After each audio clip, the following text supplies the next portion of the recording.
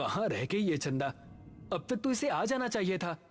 पुनीत ने अपनी घड़ी में टाइम देखा तो 9 बज चुके थे और उसने जैसे ही पीछे पलटकर देखा, चंदा खड़ी मुस्कुरा रही थी। बदमाश, डरा दिया ना हमका। देखो हम तुम्हारे लिए क्या लाए हैं। ऐसा कहकर उसने अपनी जेब से एक डिबिया निकाली।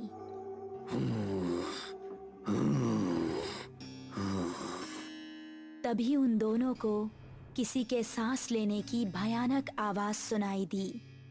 कौन है?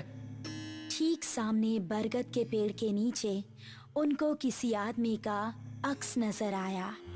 कौन है? सामने आओ। ये सुनकर भी वो आदमी सामने नहीं आया और जोर जोर से सांस लेने लगा। अभी देखते हैं कौन ससुरा है। ये कहकर पुनीत उसके पास जाने लगा। जैसे ही पुनीत उसके पास पहुंचा, उसने भी 2 कदम आगे बढ़ाकर पुनीत का गला पकड़ लिया। उसको देखकर पुनीत और चंदा दोनों का दिल दहल गया। उस आदमी की गर्दन कटी हुई थी और थोड़ी सी खाल में अटकी लटक रही थी। चंदा चिल्लाई और गांव की तरफ ऐसी भागी कि उसने पलटकर नहीं देखा। गांव पहुंची तो उस टाइम पुनीत के पिता घर के बाहर थे। अरे चंदा बिटिया, इतनी डरी हुई काहे लग रही हो? वो पुनीत। चंदा ने हाफते हुए उनको पूरी कहानी सुनाई।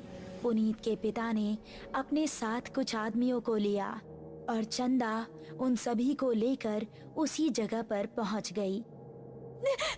यही जगह थी वो जहां उसने पुनीत को पकड़ा था। उन लोगों ने इधर उधर नजरें घुमाई तो कोई आसपास नजर नहीं आया। तभी चंदा की गर्दन पर ऊपर से कुछ टपका। उसने हाथ लगाकर देखा तो वो खून था। पेड़ की डाली के ऊपर पुनीत की बिना गर्दन की लाश टंगी हुई थी और उससे खून टपक टपक कर नीचे गिर रहा था। शहर से दूर एक छोटा सा गांव सरूपुर। रात के समय सभी अपने अपने घरों में आराम कर रहे थे। बाबूजी, हम जरा अपने दोस्त महेश से मिलकर आ रहे हैं। उसकी तबीयत जरा ठीक नहीं है ना? ठीक है, लेकिन जल्दी आना। जी बाबूजी। ऐसा कहकर वो खुश होता हुआ घर से निकल गया। आज तो सारे दोस्त मिलकर मस्त पार्टी करेंगे, मजा आ जाएगा। जंगल का रास्ता पकड़ लेता हूँ, जल्दी पहुँच जाऊंगा। अभी वो जंगल में आगे बढ़ ही रहा था कि पीछे से उसको आवाज आई। अकेले ही पार्टी करने जा रहे हो? हमका साथ लेकर नहीं चलना है क्या? अरे अर्पणा और दिव्या, तुम दोनों क्यों हर बार हमारे पीछे पड़ जाती हो? हमका साथ लेकर चलते हो कि बोले अभी तुम्हारे बाबूजी से? अरे नहीं नहीं मेरी माँ, चलो मेरे साथ। थोड़ी देर चलने के बाद वो तीनों एक जगह पहुँचे जहाँ रामू और महेश बैठे हुए थे। अबे ये क्या, तू फिर से लड़कियों को साथ ले आया? क्या करता है यार, हर बार की तरह इस बार भी धमकाने लगी थी दोनों। अब क्या करें, हम दोनों को भी अब पार्टी की आदत पड़ गई है। चलो थोड़ी सी शराब पी ली जाए। उसने पास ही रखी बोतल खोली और गिलासों में शराब पलटने लगा।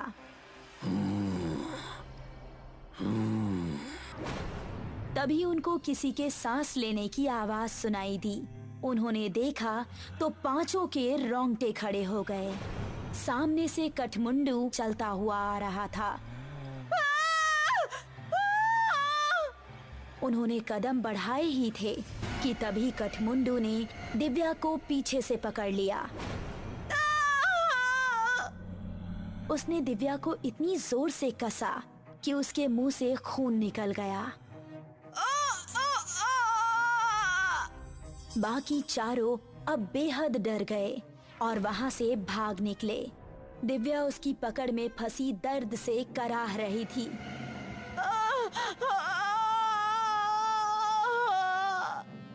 उसने दिव्या को जमीन पर धक्का दिया और उसके ऊपर आ गया।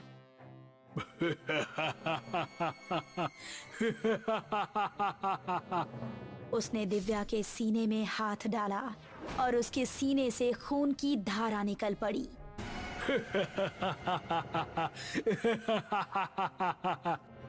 बाकी चारों इतना डर चुके थे कि उनको खबर भी नहीं थी कि वो किस दिशा में भाग रहे हैं। वो काफी देर तक भागते रहे।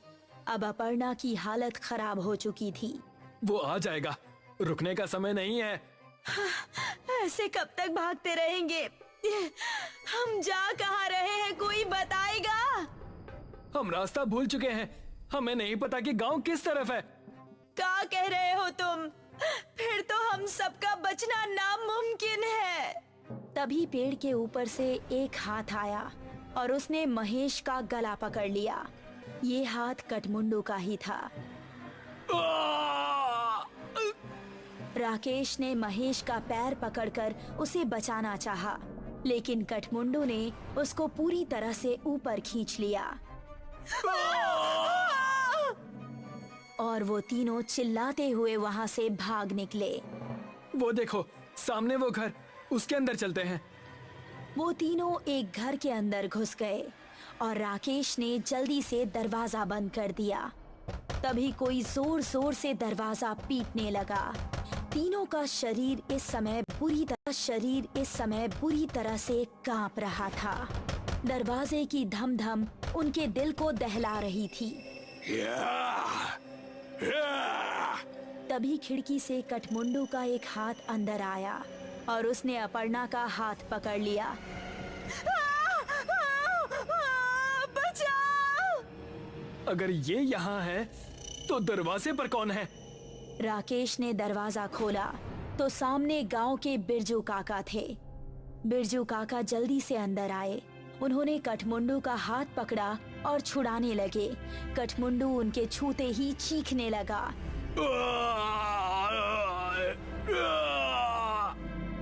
वो चीखता चिल्लाता हुआ वहाँ से भाग गया। तुम ठीक तो हो अर्पणा? मैं ठीक हूँ, शुक्रिया बिरजू काका। तुम लोग यहाँ करने क्या आए थे, वो भी इस समय? हमसे गलती हो गई बिरजू काका, लेकिन ये कौन है और आपको देखते ही वो भाग कैसे गया? ये कठमुंडू है। ये सुनकर वो तीनों एक दूसरे का मुंह देखने लगे। बहुत सालों पहले हमारे गांव में एक डाकू पल्लव सिंह का बड़ा खौफ था।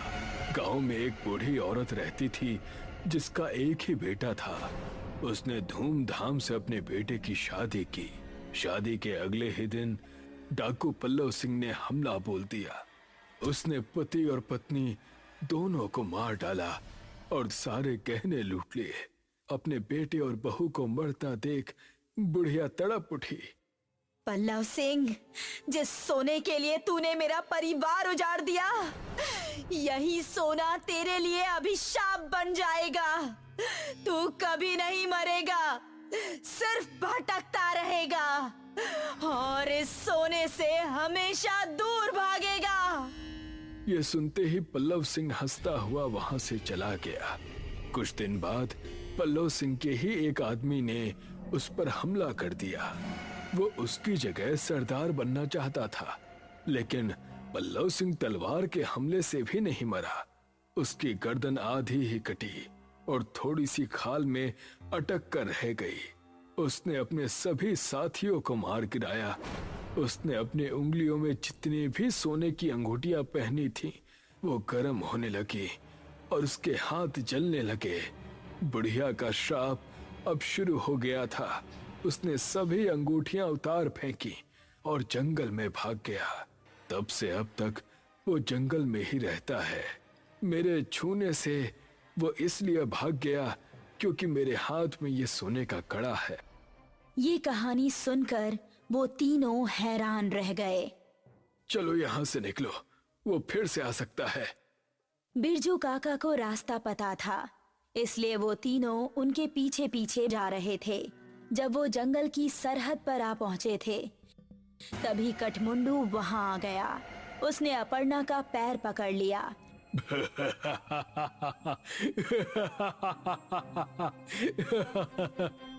तभी राकेश ने बिरजू काका के गले पर नजर डाली। उनके गले में एक सोने की चेन भी थी। उसने चेन को उनके गले से उतारी और कठमुंडू की टूटी हुई गर्दन में डाल दी। उसने चेन को गले से उतारने के लिए जैसे ही छुआ तो उसके हाथ भी जलने लगे।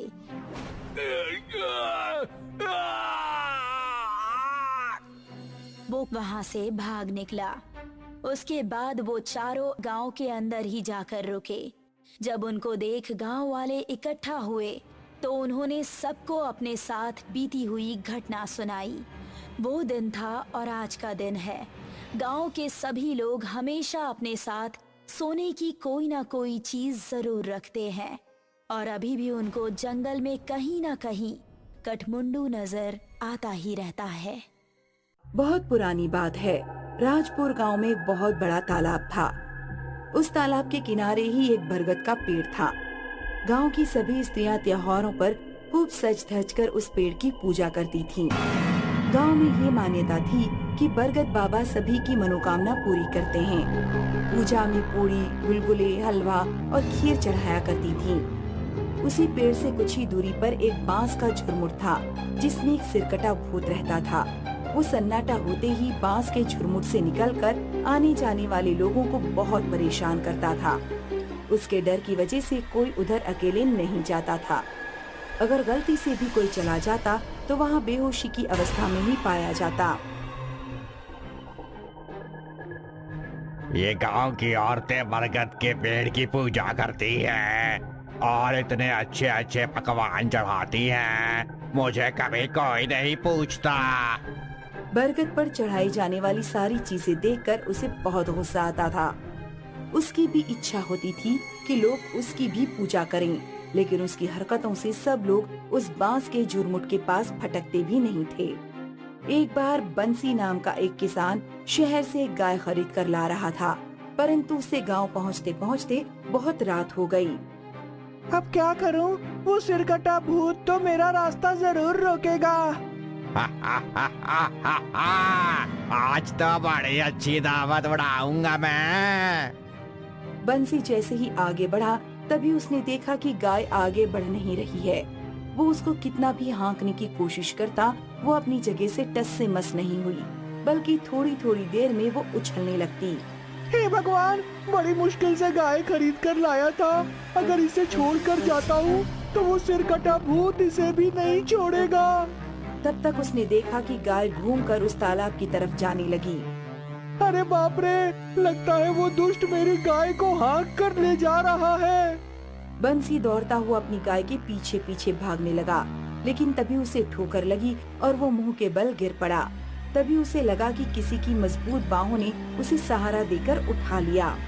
सिरकटे भूत, ये कैसी मुश्किल है। एक बार गिरा देते हो और फिर से उठा लेते हो।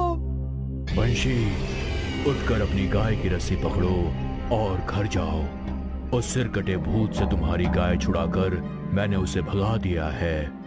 आप कौन है? आप जो भी है, मेरी तरफ से आपको बहुत बहुत धन्यवाद। अक्सर ऐसा ही होता।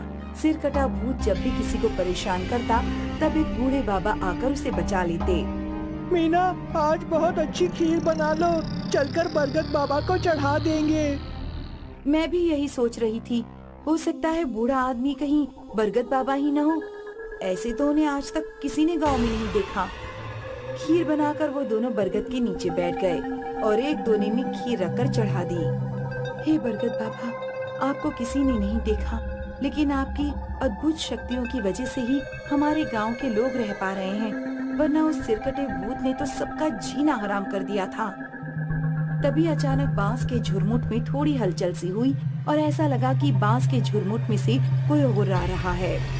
चलो मीना, घर चले। गाय की वजह से उनकी अच्छी आमदनी हो रही थी। एक दिन कोई त्योहार था।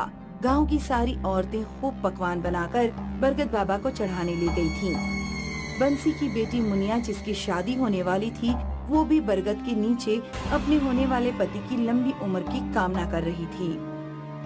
वाह, देखो सारी औरतें कैसे सज धज के पकवान चढ़ा रही हैं और वो बंशी की छोकरी तो बड़ी छम छम पायल खनका रही है। आज इसको अपना शिकार बनाता हूँ। सभी औरतें वहाँ से वापस आ गईं, लेकिन मुनिया की पायल कहीं गिर गई। उसी को ढूंढने के लिए वो वहाँ रुक गई। अब आएगा मजा। वो उसके पास गया। तुम्हारी पायल खो गई है क्या? हाँ, तुमको कैसे पता? मैं जानता हूँ वो कहाँ है। बता दो, मैं खुद ही ले लूंगी। वो पायल मेरी ससुराल से आई है। वो उधर जो बांस का झुरमुट है ना, उसी में पड़ी है। मुनिया को तो वो पायल किसी कीमत पर चाहिए थी, तो बिना कुछ सोचे समझे बांस के झुरमुट के पास दौड़ गई। ये दुष्ट सिरकटा भूत आज इसको खत्म कर देगा। मुझे इसको बचाना ही होगा। ए लड़की, उधर कहाँ जा रही है? जा, अपने घर जा। तेरी पायल बरगद के नीचे ही पड़ी है।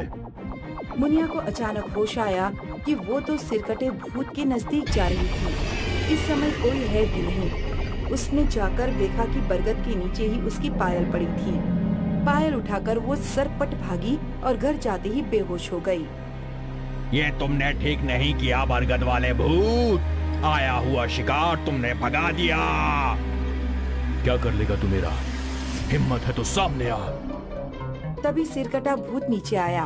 उसने बूढ़े के ऊपर हमला कर दिया, लेकिन बूढ़े ने उसके पैरों पर ऐसी लंगड़ी मारी कि वो गिर गया। इसके बाद उसके सीने पर चढ़ गए। तू अपने कर्मों को सुधारने की बजाय एक से बढ़कर एक पाप किए जा रहा है। आज तेरा अंतिम समय है। बहुत दिनों से मैं तुझे बर्दाश्त कर रहा था। वो मासूम बच्ची अपनी शादी के लिए कितनी खुश थी और तू उसी को अपना शिकार बनाने चला था। तेरी वजह से इधर से कोई अकेला फटकता तक नहीं है। तू अपनी सीख अपने पास ही रख। मैं तेरी ऐसी की तैसी कर दूंगा। दोनों में जबरदस्त उठापटक हुई। बूढ़े बाबा तो किसी पहलवान की तरह उससे भिड़ गए थे। अंत में सिरकटा भूत परास्त होकर जमीन पर ही गिर पड़ा। बरगद बाबा ने उसका सिर, जो सिर्फ उसकी गर्दन से थोड़ा सा ही जुड़ा हुआ था, बड़ी ताकत से उखाड़ दिया। खून का फव्वारा निकलने लगा। बरगद बाबा ने उसके सिर को पत्ते इकट्ठा करके जला दिया। उसका शरीर तड़प तड़प कर शिथिल हो गया। अरे हरिहर भैया, ये देखो, यहाँ किसी का धड़ पड़ा है। लगता है इसका सिर काटकर किसी ने जला दिया है। अब तुम सब निश्चिंत होकर जब चाहो तब यहाँ आ सकते हो। सिरकटा भूत अब खत्म हो गया है। बाबा, इतने सालों से ये हम सबको परेशान कर रहा था, आज ऐसा कैसे हो गया? इसके पाप का घड़ा भर गया था, इसलिए इसका जाना ही ठीक था। तुम सारे गांव वाले मिलकर इसका शरीर बांस के झुरमुट में डालकर जला दो। गांव वालों ने वैसा ही किया। गांव सिरकटे भूत से मुक्त हो गया। मुनिया को जब होश आया तब उसने माँ से कल उसके साथ हुई सारी घटना बताई। पूरे गांव में शोर मच गया। उस दिन सभी लोग बहुत खुश थे। तब से बरगद के नीचे हर महीने मेला लगता है। अब लोग बेखौफ होकर वहाँ आते जाते हैं।